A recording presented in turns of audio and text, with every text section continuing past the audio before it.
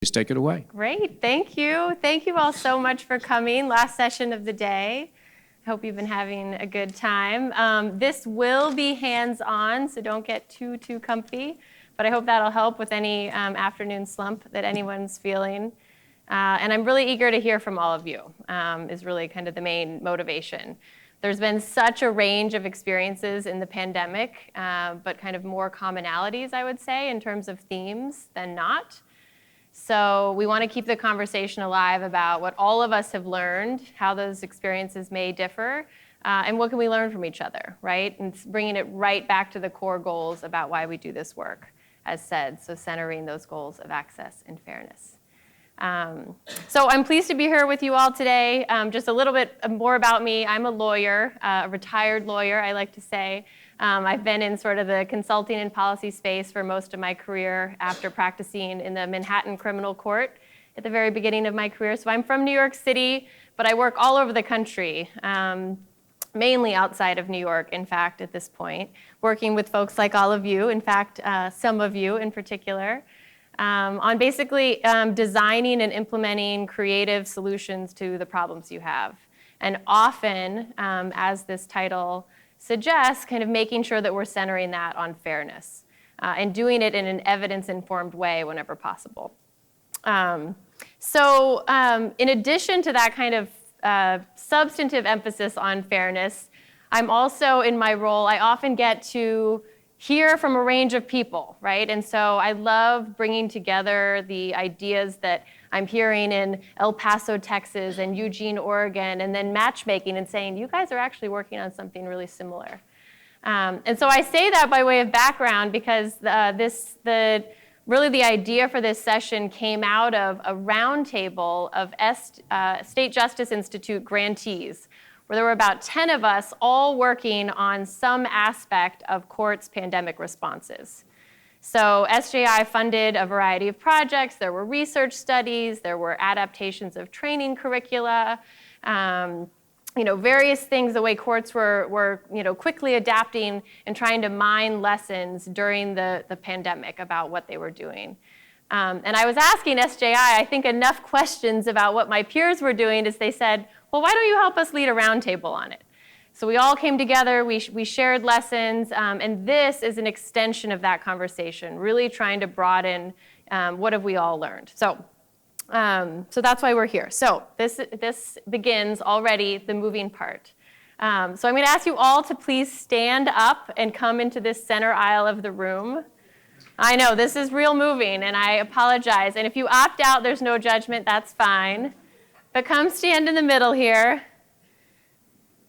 So really, I mean, one of the ways in which the pandemic was hard is that it forced changes on us. And so my first question is about your personal comfort level with change.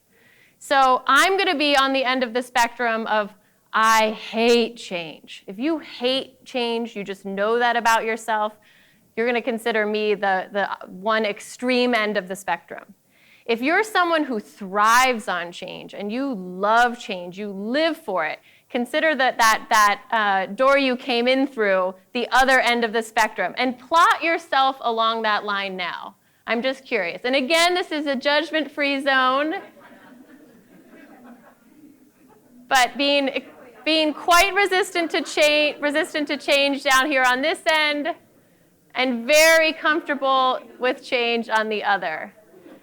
And for those tuning in from home, it's getting pretty crowded by the thriving in change area. Okay, I clearly should have flipped my axes because we have much more room on this end of the conference room here. Okay, perfect. Okay, so second question. Think about all of the changes that your court or jurisdiction or company, depending on where you come from. Think about the changes you've had to make in the past 3 years in a workplace setting. On, again, a spectrum, to what extent do you want those changes to remain versus go back the same? And obviously, there's a lot of things that go into that, so kind of squint and take averages. But if in general you want a lot of those changes to remain, come towards this end of the room. If in general you wanted to go back to the status quo pre-pandemic, consider that other end of the room, the spectrum that you lean more towards. And let's see how that may shift us.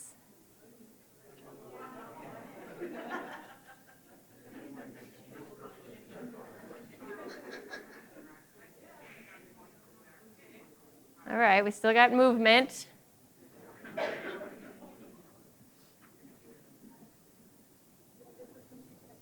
And we have some folks, I think deliberately, we've got a handful maybe deliberately in the pre-pandemic realm or in the middle. Is that right? Can you nod your head if you're sort of, maybe somewhere in the middle, okay?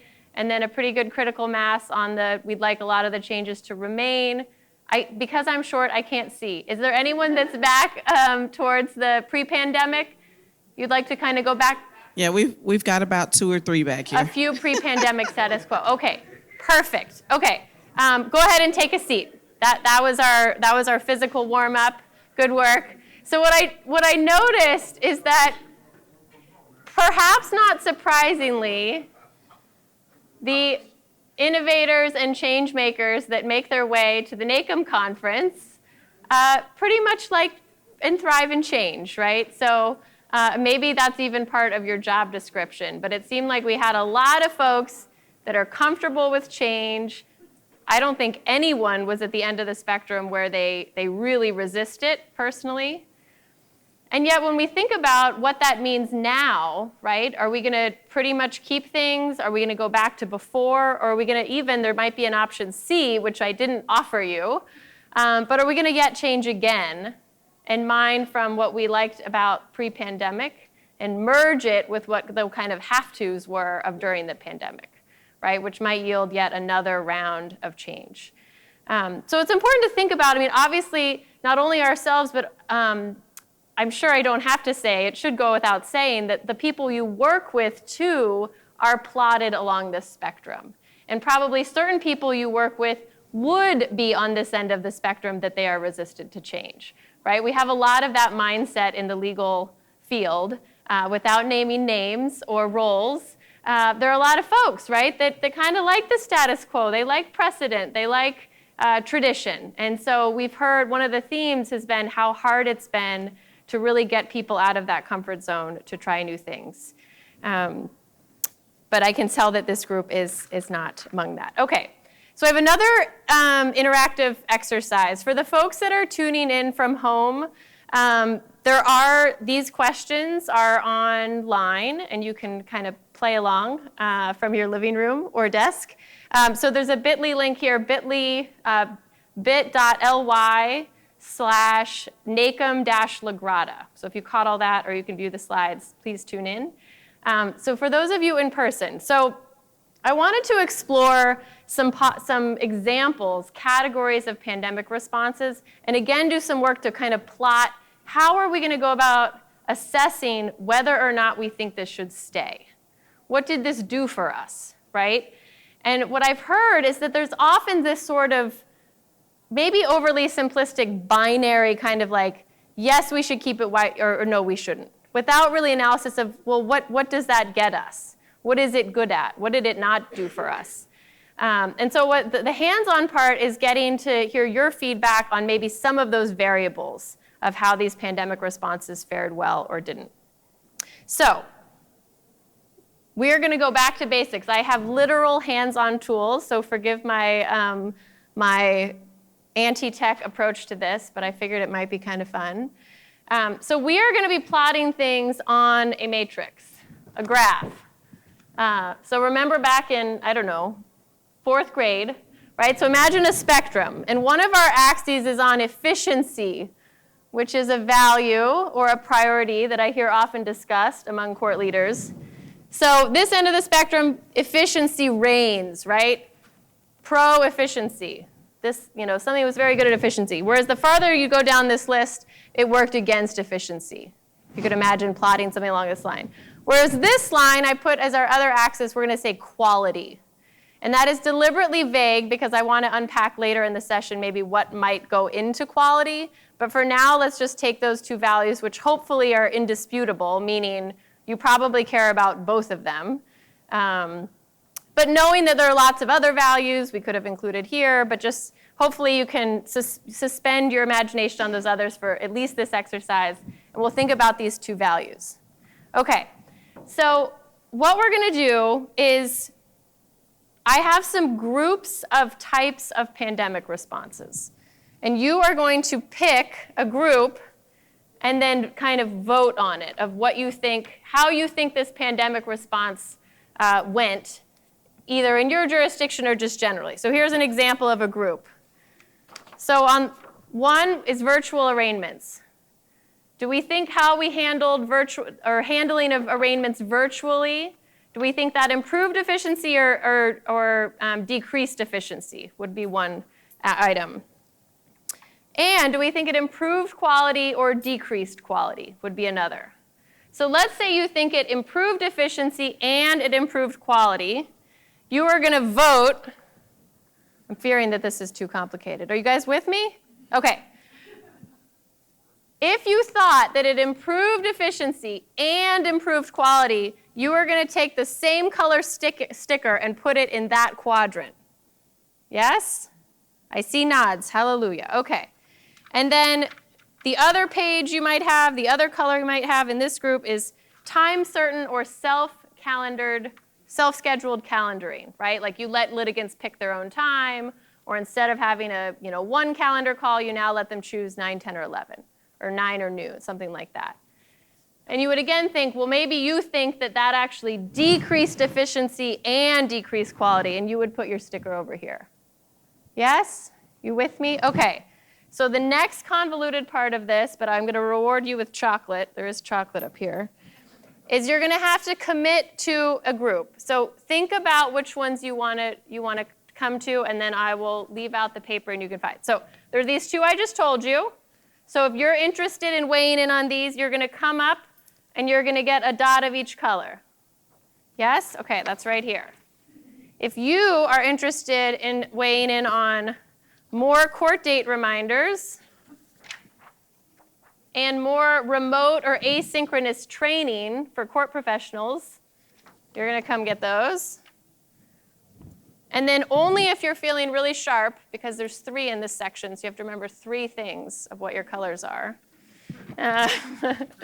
There's remote work for judges and remote work for other court professionals. I separated that because maybe it's different.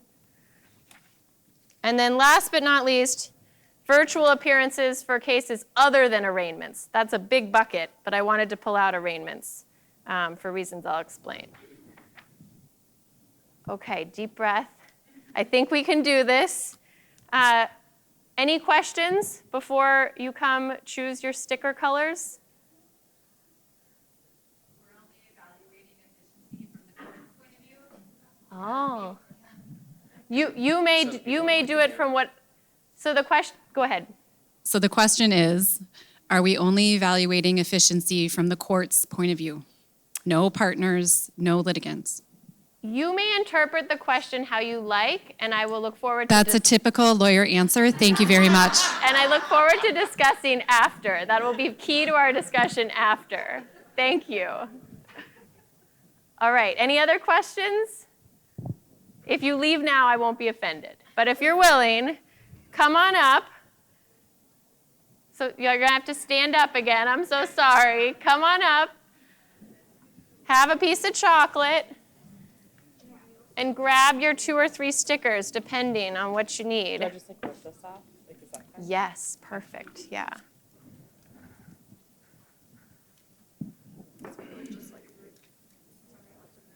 And here, I will.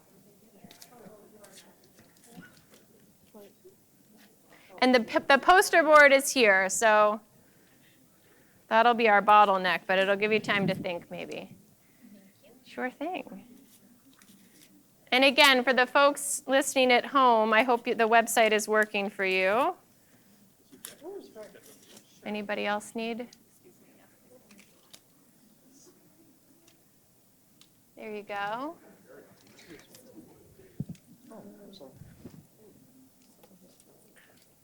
So go ahead and plot them on the white when you're ready, the big white poster board.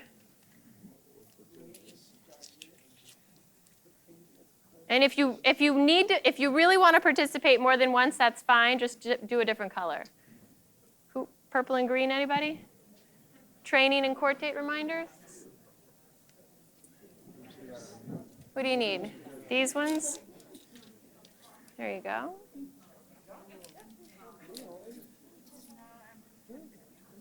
Okay, I'll just leave these. I'll go past.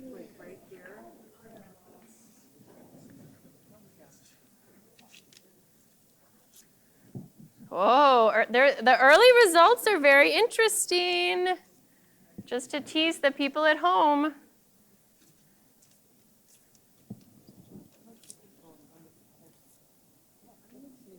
Does anybody need green and purple?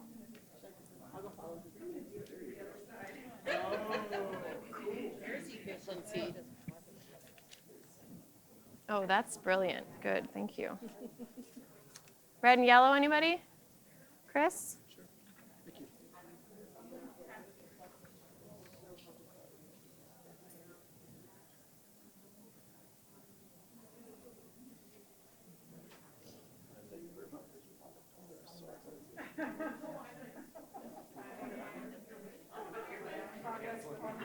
Yeah, if anybody wants to walk around to this side of the table, that was an innovation that somebody just came up with.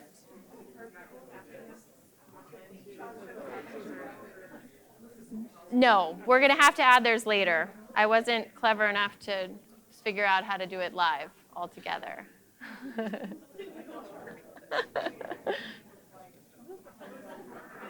Does anybody still need stickers? What do you need? Do you want this group?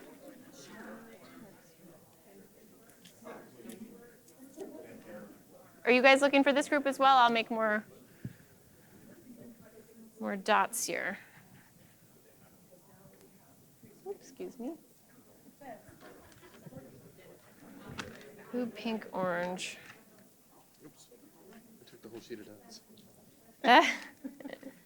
That's okay.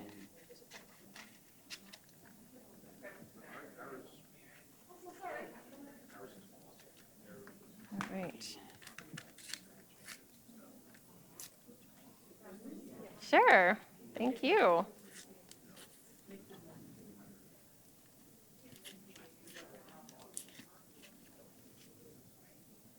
Thank you.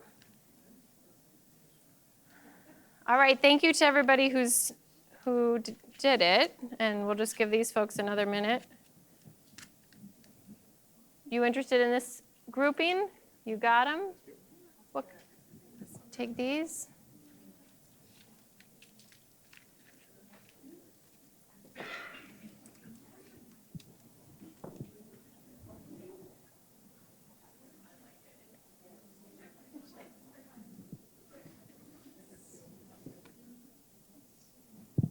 Awesome.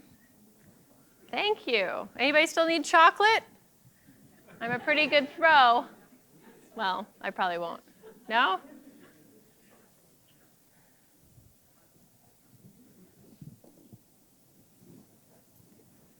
Beautiful. All right, here's your work. I apologize for the color blindness among us. I realize this is not a good exercise for those who don't see color well. So we've got a pretty big mix, but does anybody see any themes? Lots of stuff in this quadrant. So people are feeling pretty good about at least most of these cherry-picked practices, that they both improved efficiency, according to somebody, and improved quality. What else? Would anyone else draw any other preliminary unscientific findings from this? What's that? What was the purple? So remote and asynchronous training. Oh, I'm sorry. The question was, what about this purple situation going on here? Does that surprise anybody? So we think that it is more efficient but lower quality, maybe. Yeah, I've seen a lot of head nods. Good. What else? Anybody notice another kind of theme by color? It's hard to see. Yellow. Virtual arraignments. So at least there was a handful of people that felt like virtual arraignments maybe were less efficient and lower quality. Yeah? Okay. Does anybody think something was going to show up here that didn't? Maybe somebody who put one of these outliers, like who put this? You don't have to voice it. Anybody want to comment on why remote work for judges might seem less efficient and lower quality? Yes, sir. As far as less efficient, I think that calendaring can be a challenge sometimes with virtual hearings. And quality, I think a judge misses a lot that happens in the courtroom when they're remote. There's a lot of the nuances that happen, expressions, body language. I think you miss that in a remote environment. Yeah, thank you. Thank you. We're actually going to come, there's a study or two on this we're going to talk about in a minute. How about this one? Let's see, this is pink, I think. Remote work for, gosh, if I'm having trouble, that's a bad sign. Remote work for other court personnel? Anybody have comments on why that might seem like low quality? What are the quality concerns of having remote work for court professionals? Maybe because there isn't somebody there who wrote, like, if you have a quick question, then Oh, somebody- sorry, just a second. We're going to try to mic it so the virtual folks can Sure. hear. My thought is that if somebody has a question, there may not be somebody there, an individual there to answer that question immediately, as opposed to you could just lean back and say, hey, how do you blah, blah, blah, blah, blah. Right, so team dynamic, kind of crowdsourcing answers to questions. Yeah, great. Any other thoughts on that? I think it would depend on what that person is doing, because you wouldn't necessarily have matrix for something to see whether or not they're on point, with their job requirements. If there's something that's pretty nebulous as far as what they're doing. Yeah, okay. So from like a performance standpoint, it might be hard to Yeah, from a assess and performance standpoint on if they're really being contributing members. Yeah, okay, yep. And that certainly tracks, right? That's the conversation I feel like in so many sectors right now of like, how do we appropriately supervise and support and create culture and everything? So that tracks. Yes, ma'am. I think that when you have people in your courthouse and you are working at a location other than your courthouse, it just does not provide the same level of service that Yeah. you do when you're in person. Yeah, so the quality of the service may be lower if a court user comes to the courthouse and then they're interacting with an employee on a screen or on a phone. That may just sort of exacerbate what, quality divides there may be. Does this spark anything for anybody else? Either, oh, this affirms what I've always known, or the opposite? We're feeling surprised by anything? No? Okay. Well, thank you for your engagement with that. I appreciate it. So, and what I will do for the people who were able to log onto the website and add that way, I'll essentially update this with their items and we'll share it out and hopefully get it to you all one way or another. So what practices were missing? So like if I had let you write in your own practice that we would get to rate by quality and efficiency, what would you have liked to see? Or what's something on your mind? Yes. I think adapting to COVID kind of put wobbly situations on every process, but it certainly opened up access. And I'm not seeing access really on this meter. Okay. So you would have liked to see access kind of better defined either as its own axis. And so maybe that's encompassed in quality, but maybe not. Maybe it deserves its own item. Absolutely. Good foreshadowing. We're going to get there. One of the things we've seen is a lot of inefficiencies between partner agencies like the jails, if you're doing that via video, or our prosecutor's office. And just everyone was kind of creating their own solution during the pandemic, and it So instead of collaborating together on what might work the most efficiently, then there were pots of work maybe loaded onto judicial assistants or defense attorneys or, certain groups of people that aren't sustainable. Yeah, great. Okay, so stakeholder collaboration. And also I think that example brings up how sometimes these two variables are working together, right? As things get more efficient, that actually is better quality. Can anybody think of an example where they're working against each other, though? Something where maybe in the pandemic we made something more efficient, but the quality really dropped? In addition, maybe to, we already talked about virtual arraignments, but does anybody have another example? Something where maybe we sped it up for maybe the court, but maybe it didn't get better quality-wise. So I don't know what you all do in your courts, but we started accepting more email filings in the pandemic, which increased our efficiency and increased the efficiency for court users. But it decreased the quality of the filings in a lot of ways because we're going from having, it's a formal continuance request on a form to, hey, can't make my court date. And it might be harder then when the public is reviewing the record to understand the exact process that happened because it doesn't include all the information that was previously on forms. Yeah, great example. Does anybody have another example? Or something, another practice that you would have wanted to, maybe a key pandemic response or adaptation in the past few years that you've been kind of thinking about, like how do we assess this? What are the right variables? Yes. I was going to say, we did a lot with remote hearings and video, but one of the things that I felt like suffered was digital evidence management. And with courts coming up with Dropbox, Google Docs, you name it was a hodgepodge. And for people who are trying to access the courts, even the attorneys were challenged. Wow, yes, absolutely. Yes. Thank you to our hosts. I'm sorry to.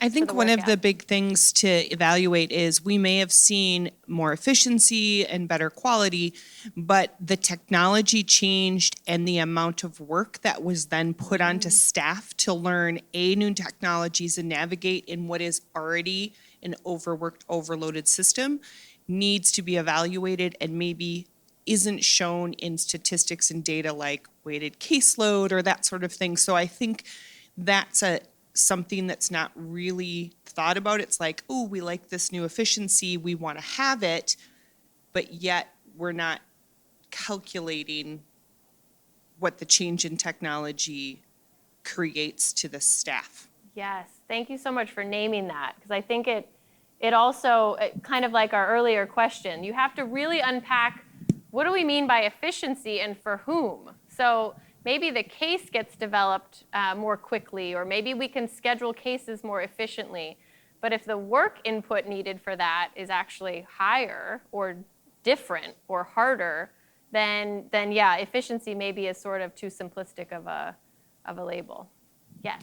So the virtual appearances really helped with access and for people to get into the courtroom, but it severely impacted judicial decorum. People were showing up in a variety of situations that they shouldn't have been when they're in court. Right. Good. So that may have impacts on quality or something else, right? Some other variable maybe would capture that. So people were showing up more easily, but maybe showing up in ways that were not ideal. We have a comment from the chat. Oh, great. Virtual hearings were more efficient, but judges experienced more disrespect because litigants did not take a virtual hearing seriously. Okay. Yeah, and I'd say that ties in, the staff, the employee experience in this, whether it's the actual demands on the job, the experience is really key and should not be absent from these conversations. Let's take one more. I saw one more hand, and then we'll move on. Thank you for all these great insights. This is pretty specific to our court, but what we found is our contract attorneys, when everything was virtual, started scheduling themselves very heavily. And they are paid by case, by hour. And it's been really hard to go back to getting them into court where they have to travel, space out their cases more. Interesting. Yeah, thank you. I imagine that would happen in lots of places. Yeah. Okay. Thank you for all of that. So the way that I picked the ones that we weighed in on today were this round table that brought together these, these groups looking at pandemic responses. The responses kind of fell into really 4 main buckets. So there was technology, collaboration, which Cheryl mentioned, training, and then things around using user feedback strategies. So like, how do we get other people's perspectives weighing in on how we should make these kind of policy and practice decisions?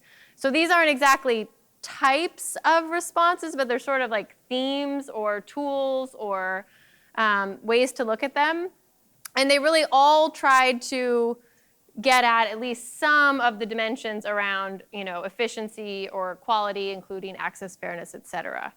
So what I thought we could do, just because that would be too much for our time together today, but I wanted to zero in on a couple, making the first being technology, and we're going to drill down even deeper than that, but I think it's a question that we've all been asking ourselves and each other.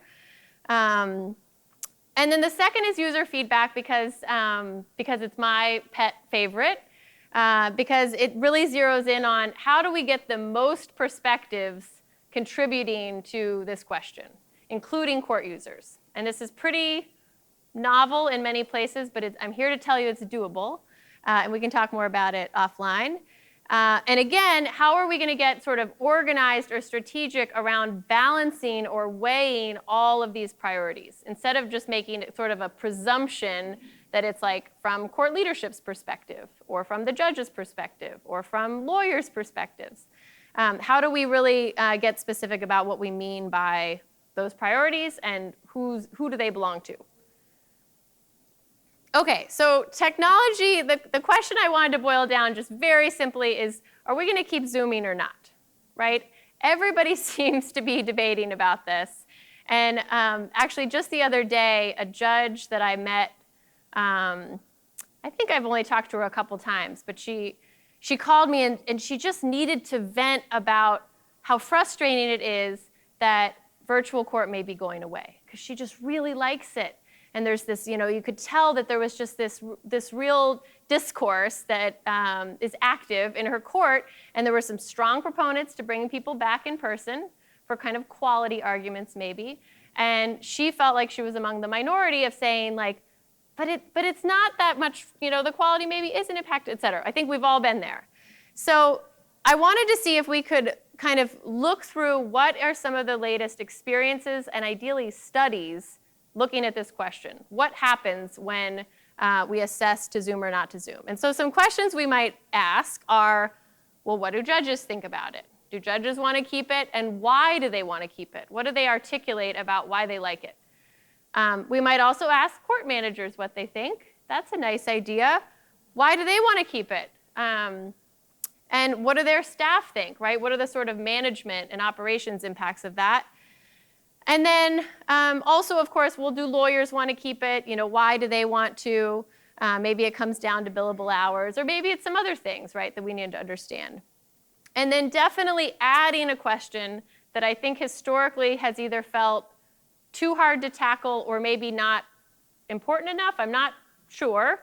But what do court users want to do about this? I think it's alluring to make some assumptions about access and quality and efficiency from their perspective, but we really don't know, because none of us really are representative of what those court users think and need, right? We are inherently a different set of the community, and therefore we should just at least check our assumptions. And maybe we're right, but maybe we'll learn some things likely that we didn't know before. So specific to user feedback is we've basically been trying some just like off-the-shelf tools. You might have seen it in a restaurant, in an airport bathroom, things that are very simple for court managers to implement on their own, very easy for court users to weigh in on a few questions, and now we have real-time feedback on whatever the question of the day is. It could be court users assessing the quality of their court experience they just had. It could be asking them about, what would you have preferred to do this virtually today? You could ask a range of very simple targeted questions that sort of complements or is distinct from much lengthier studies, which if you're lucky, you can participate in.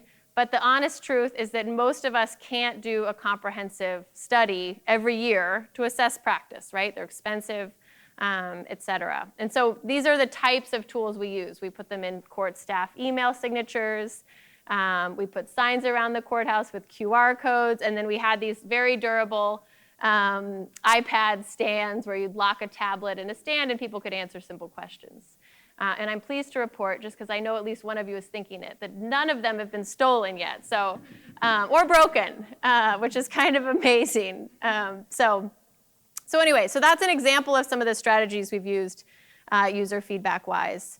And so while I don't want to take over this session talking about that, there's quite a bit on my website at lagrada.com that goes through some of the things we've developed, including kind of a like, how do you sell this to your partners? Like, how do we get court leadership excited about listening to court users? So that's my shameless plug, and I will move on now.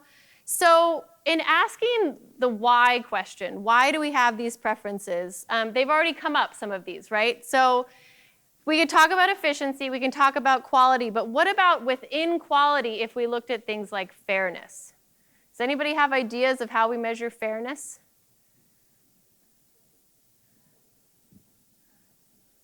Sorry, I like lulled you into, you're like, she's not making us move. I'm comfy. Okay, any thoughts on how we measure fairness?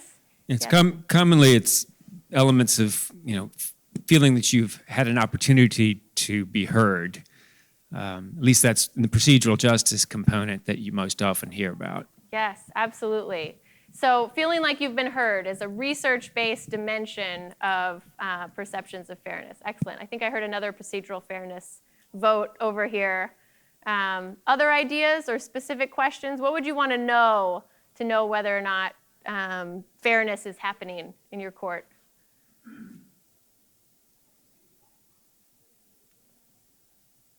Maybe that's too meta for Could you 4 poll p.m. the attorneys? Could you poll the attorneys? Poll the attorneys. Okay, so attorneys might have a sense of whether things feel fair. Absolutely. All right, so perceptions of fairness, which is essentially procedural justice, for those of you who are not familiar with the phrase, there's a significant body of research around that comes out of the psychology field looking at just that we actually know how people assess fairness. And there's some key elements that lend themselves really nicely to simple questions that you can just ask. And we can ask the lawyers, but I think it's even better to ask the court users. So you don't have that filter, right? Because we lawyers, we have our own ideas about things. But the court user's perspective is the one that is really then tied to whether or not they think we are legitimate as a legal authority, and therefore are they going to comply with what we're asking of them. So some pretty big stuff that really affects everything we do. Accessibility, kind of distinct from access possibly. Equity, we might want to think about, how is, a lot of us are having conversations about equity right now. How might that be folded into this? And then certainly the comments about staff wellness, staff satisfaction. Lots of places are having retention problems, so this is yet another, theme that can't be ignored. But if we had a way to really kind of connect all of these pieces, we would maybe be checking them all off altogether. Okay, let me just make sure I'm on track here. Anything else that you would want to add to this list? I know we sort of added to it a minute ago. Any other explanations for why we have the preferences we do or values that we would want represented as we think about kind of assessing programs? Yes, just give a minute for the mic. I'm not entirely sure where this falls, but I have felt a bit like we rushed to get all of this done. And I'm not sure that the way it's happening now is the best representation of how it could be. So to go backwards, yes, it's like there's another issue here to me, right? That like people aren't necessarily as well equipped to do this the best they can. And that's part of why this is a struggle. Yeah, thank you so much. I almost hear that as another dimension of quality, where it's like, okay, we quickly and maybe cheaply like built the airplane as we were flying it. And so we can hear about how that went for everybody. And this actually is looking quite favorable. But if it turns out that, the results come back and they say, oh no, we hated that. Well, maybe it's because that was like a pretty crummy initial version of that airplane, right? It doesn't mean that the airplane concept isn't good or even the general design, but with a little bit more thought or a little bit more of a, investment in whatever category, maybe it would work out differently. Yes.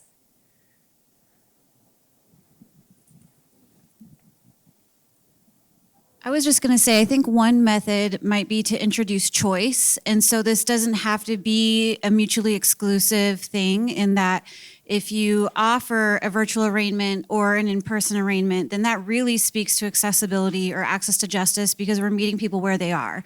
And if they're prepared to engage with that virtually, you give them that as an option, whether those are attorneys, your pro se litigants, or whatever that is, but you can meet them where they are. And I think that element of choice is huge when we talk about accessibility, when we talk about access to justice, if they have that option. But the other thing to what she was saying is I think there's definite room for improvement in what everybody's doing, but I don't think that means you go back to start. I think that, we look for opportunities to formalize processes, formalize procedures, not just throw something together, and look for opportunities to improve, clean up, define, bring in more decorum to the virtual courtroom, find ways to introduce those things versus moving what seems like backwards. Absolutely. Thank you so much. Yeah, and that, for what it's worth, I didn't share this in these slides, but that was one of the findings in this SJI-funded work, the Court Voices Project, that it really came down to choice, right? Because it wasn't a slam dunk answer that, oh, the majority of people, want X over Y. And so when you do give people a choice, then they self-select into what's right for them, right? And then the court leadership doesn't have to guess. I do want to keep us moving. Do you have a microphone with you? Go for it. It's a question about, one thing that was large in our area was the question of appeal. So when they go through and do these other proceedings, such as trials that were, some trials that were done remotely or virtually, and then, what are the procedures put in place if a person appears virtually and that's the only option? Have we forced them to forego their in-person appearance? So those were a lot of things that were hanging questions. So if anybody knows of any appeals that are coming down, let me know. Oh, that's interesting. Yeah, I haven't heard that thread, but it makes a lot of sense. It's like the next wave of this that's probably is coming. All right, this has been so helpful. Thank you. So I do want to report out some things, as I promised. So these are some things we've learned. So I looked at some of the studies that are out from this group of SJI-funded folks that I mentioned. There's a bunch of other things out as well. There's a list of kind of citations in the resources, if you pull those up at the last slide, or the second to last slide. But for example, so one of the things that has come out of a couple of studies is that remote hearings take longer, right? So there are a couple of judicial work studies that have been done that said that they can take 30 to 40% longer. So that's a big number, and that I'm sure many of you nodding your heads have felt in a very direct way, right? And it's a way that maybe they feel more efficient from some people's perspectives, but the workday just changed dramatically if now it needed to accommodate that additional, man hours for judges as well as other staff. There's also, the same study reported that at least there's a perception among court professionals that remote hearings reduce various barriers, right? And I think that's pretty intuitive, but I'm guessing that there will be more and more studies that kind of affirm that. In fact, I know that either one or two doors down, Judge Landau from Salt Lake City is reporting out about a study that they've done looking, interviewing court users about these barriers and kind of the savings of remote court, right down to carbon emissions, right? The hours in your car you no longer have to spend going to and from court. So again, there's really different ways to look at this. So it's access issues, but there might even be kind of broader societal issues. Yes, ma'am, just wait for the mic. I know the Texas study was conducted early on in the pandemic, so I'm not surprised by these numbers in some respects. But when was the Nevada study conducted? Do you know? I have it in my, I'll have to pull up my notes and I can give that to you. I don't know offhand.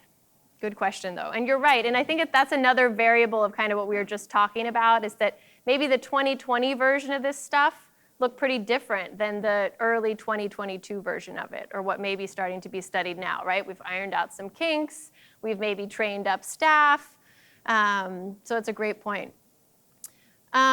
There's been quite a few, probably not nearly enough, but quite a few studies looking at, well, what do staff prefer?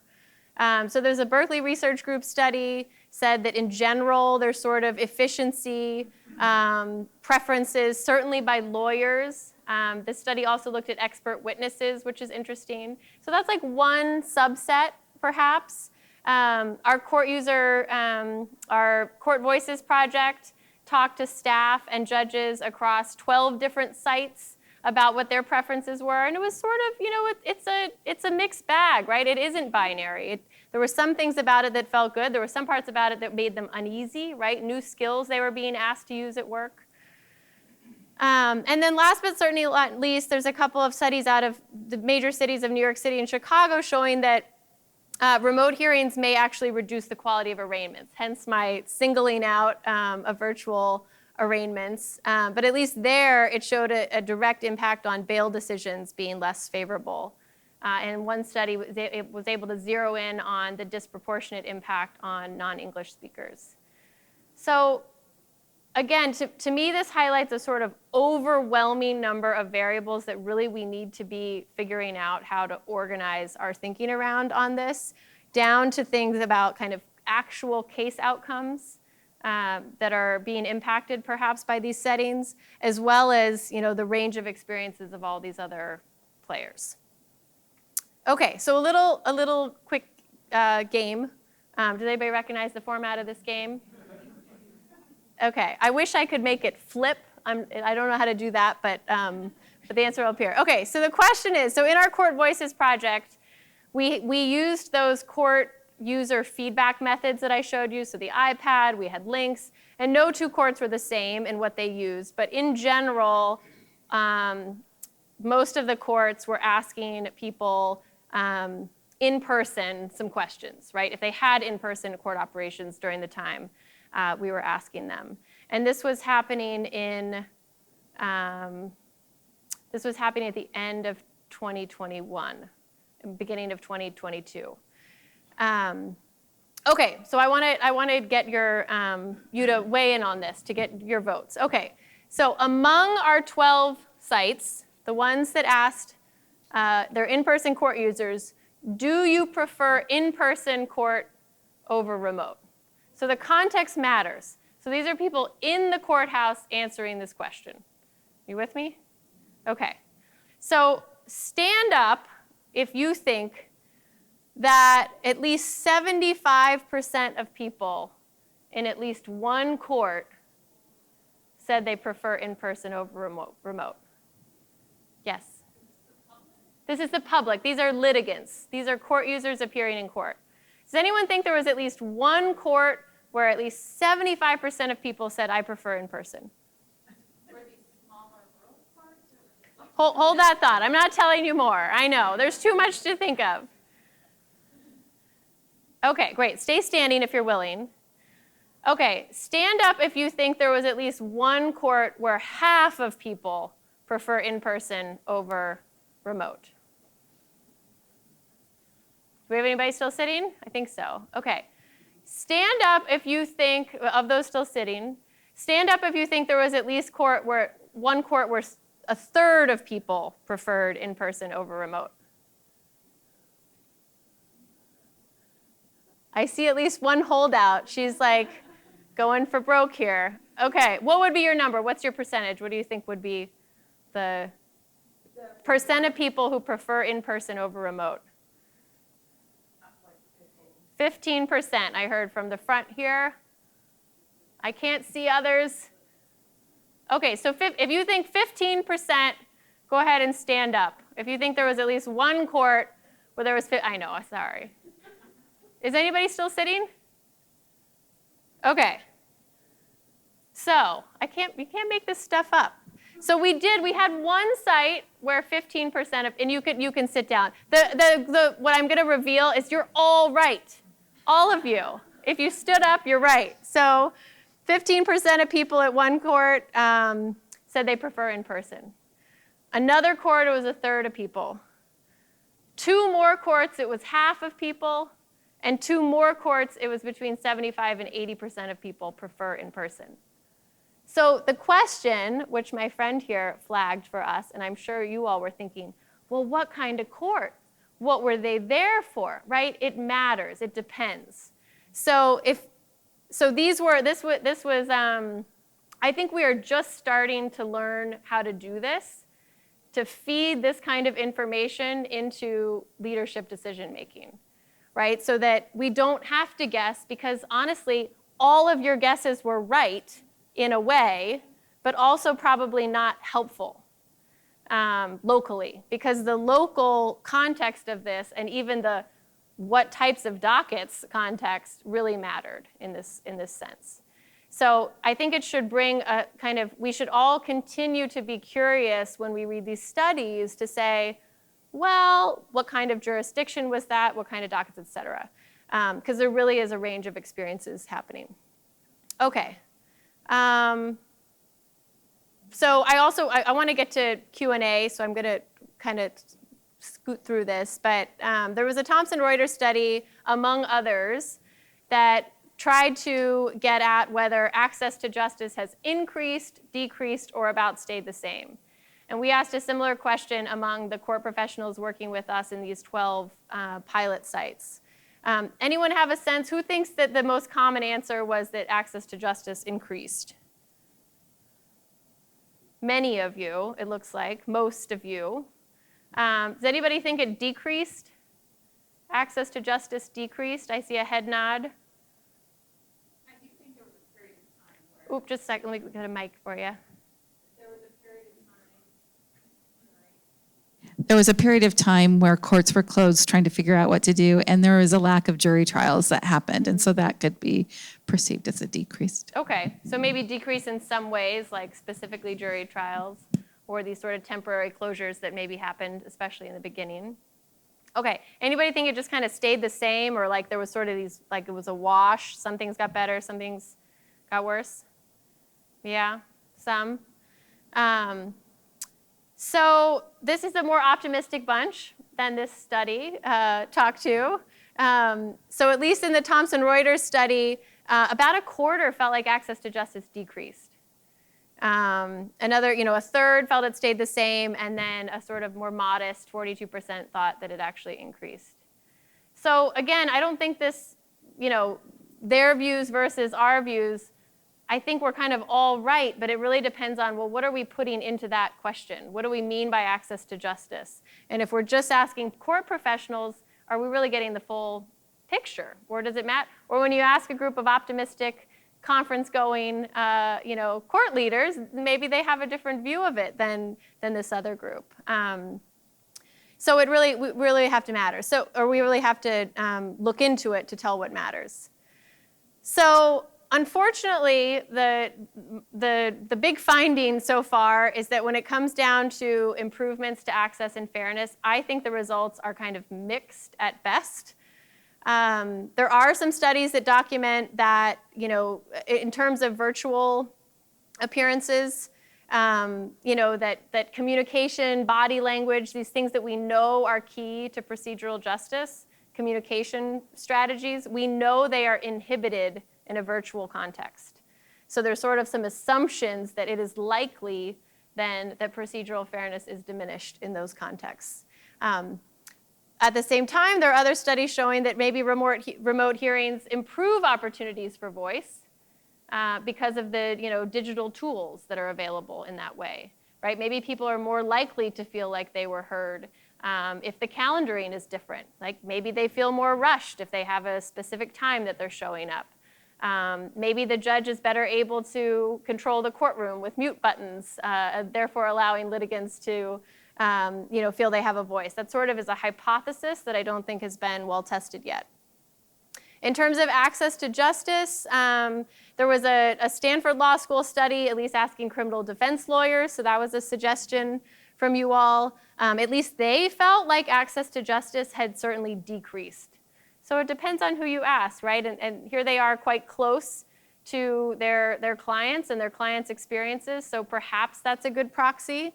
But again, it is likely that we would get a more accurate picture, frankly, when we go right to the source. So kudos to the 10 or so grantees that have been working on this. Show of hands, have your courts, have any of you participated in studies that have looked at any of these issues we've talked about today? Had a research partner in looking at, no research partner, in-house data crunching or focus groups or any of that sort of thing? Anyone locally looking at this? Yes? Nods, some nods? Okay. So I encourage you to go to the SJI website. There's a description of all of these projects. There's links to kind of more in-depth profiles that you can explore, including links to what some of them have been producing. And then again, as I mentioned in the slides, which I think you all have access to through the app, here are the citations for many of the things that we discussed today. So with that, I will end the presentation. So we have about 15 minutes for questions and discussion.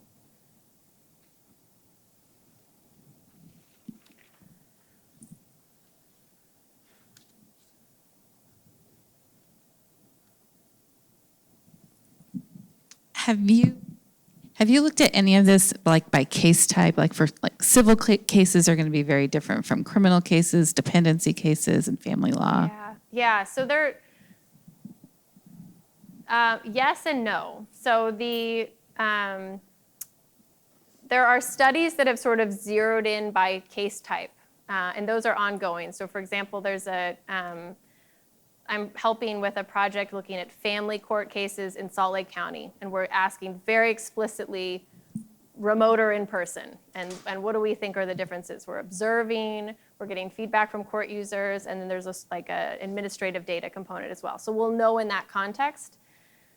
What I don't think we know yet is comparatively across case types. So what would be really interesting is to apply some of these strategies within a court that can actually look, are the nuances just kind of geographic or jurisdiction-wise, or is it really that in our community prefers and access and fairness are improved for these types of cases when we do this, and in this other way, So I don't think that type of comprehensive study exists yet that might give us color where we kind of control more for the community that they're serving, so we can just zero in on case type. It's a really good question, though. Can I ask a question to everyone? Yes, please. So one of the slides, you said that a hearing might take 30 to 40% more time. The hypothesis being that it's kind of clunky for users. But I wondered if anybody had any anecdotal evidence or feel for whether our litigants or the people who are participating in remote hearings are getting any better. It's been 2 or 3 years now. Any bit better? One?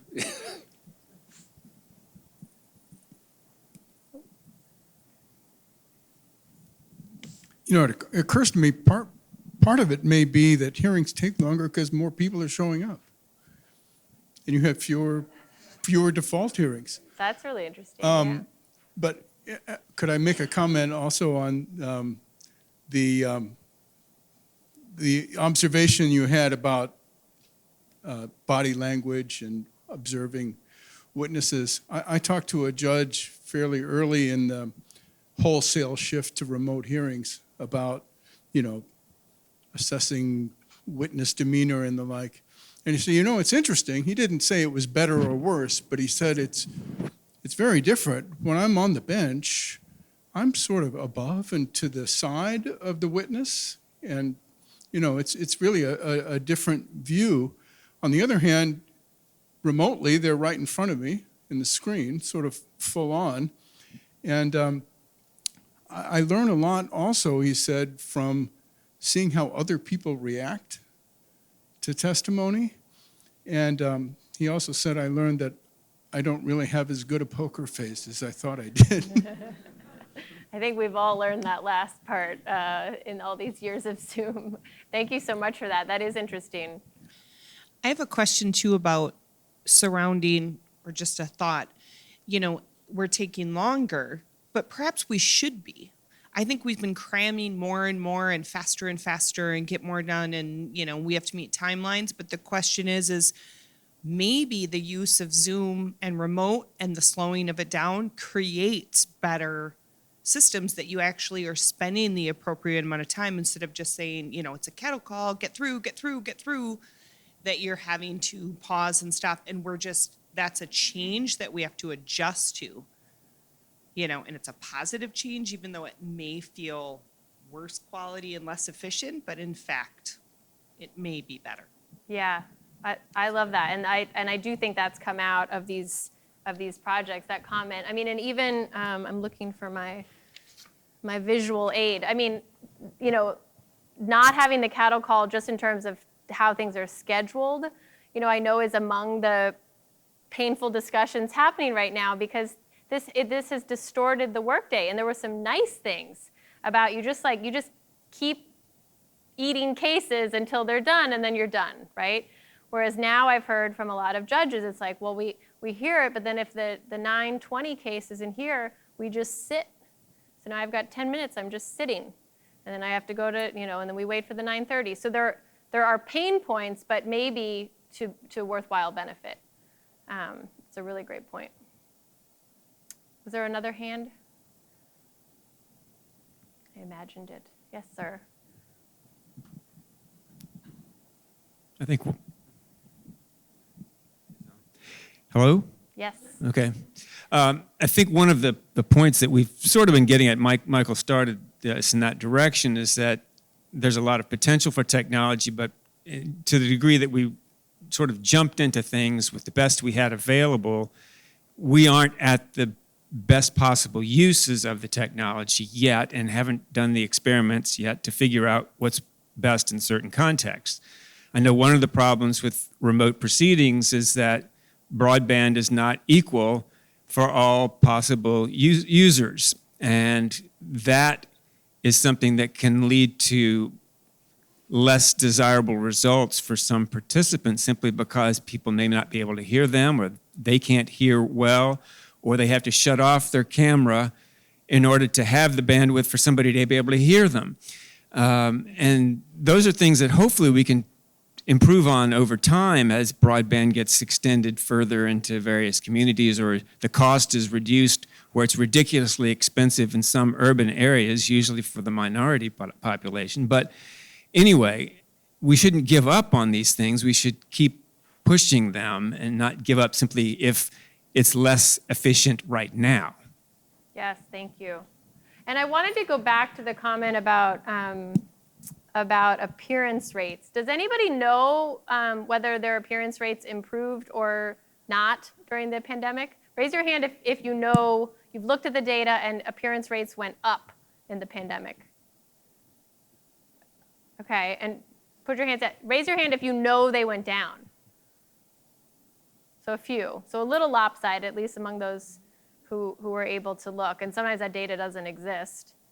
Any other thoughts on that? Because I agree, there is sort of an interplay there that maybe we don't know enough about yet. There's a comment from the chat.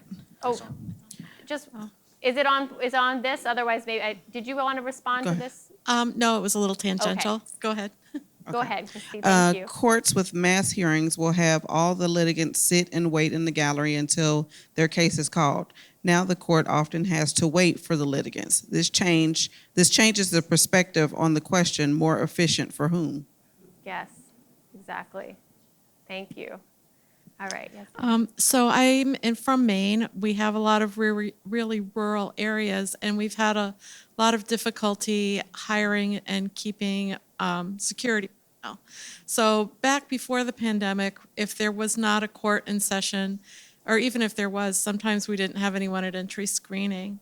But during the pandemic, we changed that, so we always had to have entry screening because we asked the COVID questions before people came in. And so now we're kind of past the COVID questions, but we're continuing to require entry screening, which we still don't have enough marshals. So what that means is we have to do certain things virtually in order to have marshals in the places where we have to do them in person. So I think, the net result is that we have a safer courthouses. Yeah. Yeah, I mean, gosh, so that was missing from our list, right? The question of safety. That could be physical safety in a courthouse. I know it's come up as a dimension we're looking at in these family court cases. Any sense that maybe a remote environment feels safer in a context where there may have been a history of abuse or, so I love that as an added thought. And obviously courthouse security is a big part of that. Thank you.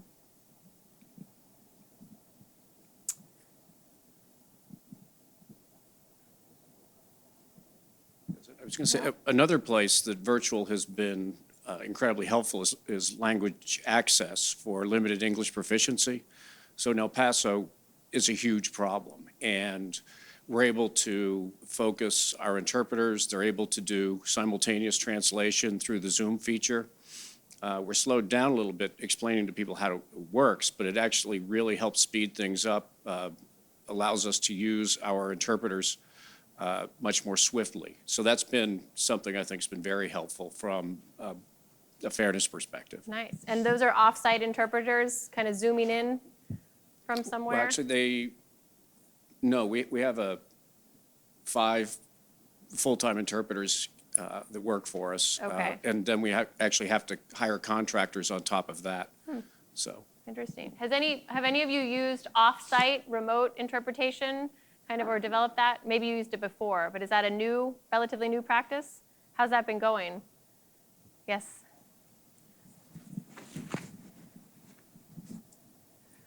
So in Minnesota, I managed the team of staff interpreters, excluding Hennepin County, and the staff interpreters have been appearing largely remote for hearings, and it's increased the amount of hearings that they can do during a day. It's also increased all of their work-life quality experiences. We have a shortage of staff interpreters and just interpreters in general in Minnesota, and having interpreters appear remotely for hearing is allowing us to use them effectively doing what they do best versus having them drive for 4 hours. Minnesota's huge, as you are all learning as you're here in this tundra. And so if we have a hearing way up in the northern part of the state, we're sending an interpreter on the road for 9 hours or flying interpreters in. Instead of doing that, we're having them appear remotely, and then they can go to a different court case half hour later. So it's been really effective here. Yeah, interesting. We also have another comment from the chat. Another aspect of virtual hearings I have not heard mentioned is Zoom bombing or assessing a hearing to disrupt it. I have heard of pro-tenant groups doing this in landlord-tenant hearings. Oh, interesting. Okay. Thank you for raising that. Has anyone experienced that or heard of that in their court? What does that look like? It's common enough, you need a strategy? Or it's just one of the crazy things that can happen in It's not that this common anymore Okay. because we learned our lesson in I'm also from Minnesota, so we learned a lesson in an early Derek Chauvin hearing, so the murder. So what we did is switch to, if you know that it's a more high-profile case where this could happen, it sounds like whoever said that has people tenants, advocates just showing up to housing. So you can use a different version of, like a WebEx version of Zoom so that you have much more control. It's like a presenter mode. So you can allow people in selectively and then block them from being able to say anything. Right. Interesting.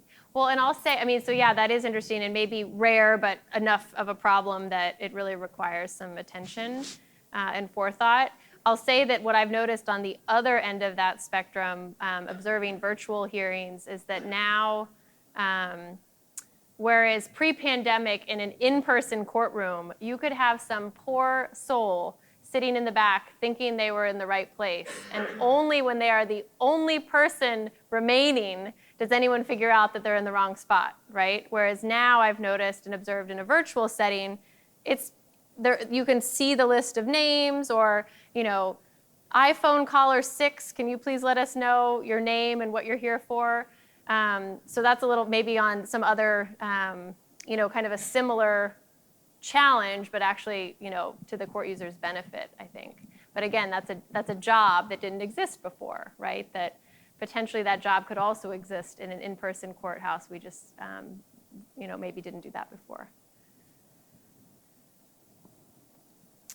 I think we are close to the end of the time, Emily. Will everyone join me in thanking Emily LaGrotta for her Thank you presentation all. today? Thank you.